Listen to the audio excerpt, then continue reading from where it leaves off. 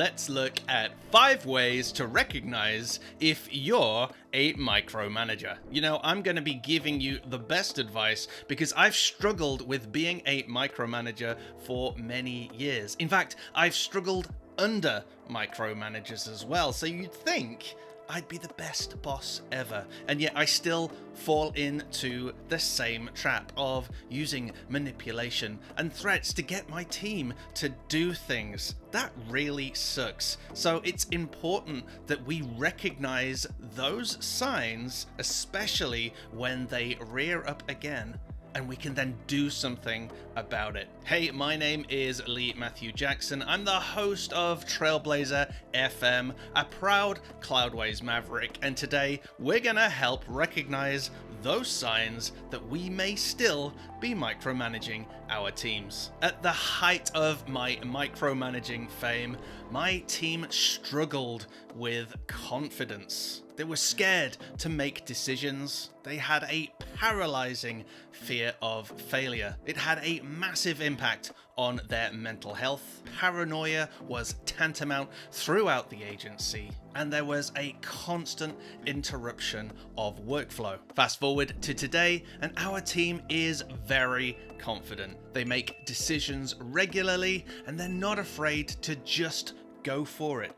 Happiness is through the roof in our agency. Everyone is communicative, and we've got the ability to focus and to gain momentum. Now, like I said, I still struggle to this day. For myself, being micromanaged for many years rubbed off on me. That lack of confidence that other managers had had in me rubbed off onto my team as well. I didn't realize for a long time that I was the source of a lot of anxiety and a lot of stress for my team, and the lack of productivity wasn't necessarily because of my team members. It was actually because of the pressure I was putting on them as the micromanager. Here are 5 signs that we can all use to recognize if we are micromanaging our team. If you recognize any of these in yourself, this is your opportunity to do something about it. I'd also say that this is something all of us have to work on all the time. There are so many pressures as an agency owner that any one of these 5 can slip back in unnoticed. Number 1, inserting yourself into everything. If you as the manager need to be copied into absolutely everything, need to be part of every single decision, need to be peering over the shoulder of your team members, then yes, sadly, you are inserting yourself into everything and, unfortunately, not really helping. You are becoming a bottleneck in your own right because everybody feels they have to show you what it is they're doing or put all of the decisions by you. Not the best place to be. Number 2, do you constantly feel stressed, wondering what your team are doing, or pinging them for updates, maybe unreasonably? Certainly something I've been guilty of doing. I feel the pressure again as an agency owner. I need to get projects delivered. I need to get cash into the business so that I can pay bills and staff. And that starts to drip down onto my team members where I start pushing them for updates. What are you doing? Showing a lack of confidence in their ability, thinking that I need again to insert myself into that process to hurry people up.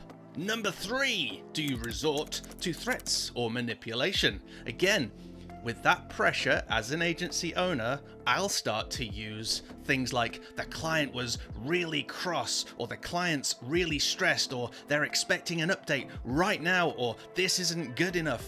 These are horrible threats. This is manipulation. This is pressure. And frankly, it doesn't help the team. Sure, this is stuff that's going on in my mind, but really I should focus on talking to someone about it and processing it and being real and realistic rather than just verbal diarrheaing that. Sorry, that was gross, but rather than throwing it all at my team and putting the pressure on them. Number 4, telling your team members how to do their jobs. Very often in a meeting, I will tell people what we need to achieve, but then I'll go about telling them exactly how they should go about achieving it. That's me as the manager trying to control everything. The thing is, All of my team members are experts in what they do. Amazing designers, amazing developers, amazing project managers. They know how to do their jobs far better than I could ever possibly know. So rather than me prescribing what they should do, I should be focusing on what the outcome is, clearly explaining that to the team members, and then giving them the responsibility of working out how we get there. And finally, number 5 is thinking that you are the best person for every single task. Now, to be fair, you probably started out doing everything. If you founded your agency, you were the person that did everything.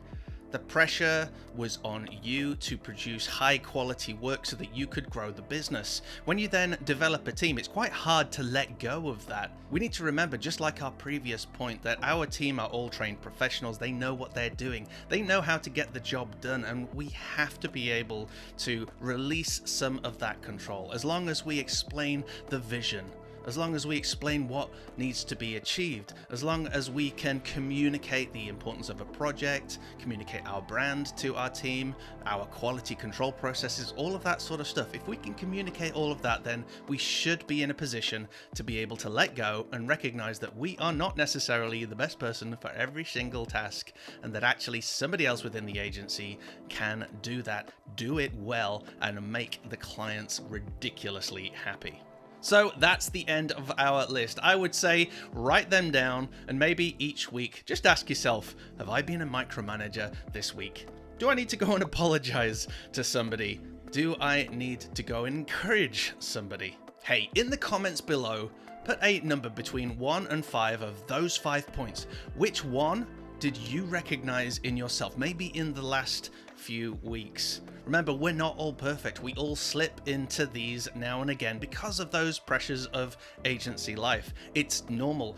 Don't beat yourself up about it, but do be aware and do recognize. I'd recommend you write these down and put them somewhere so you can review, maybe once a week, maybe once a month, and just have a honest conversation with yourself. Hey, how's it going? So let us know in the comments, how is it going? I'll let you know I did number 3 and number 1, I think just last week. So don't feel bad. Let us know in the comments how you're doing. Whilst you're there, don't forget to like and to subscribe.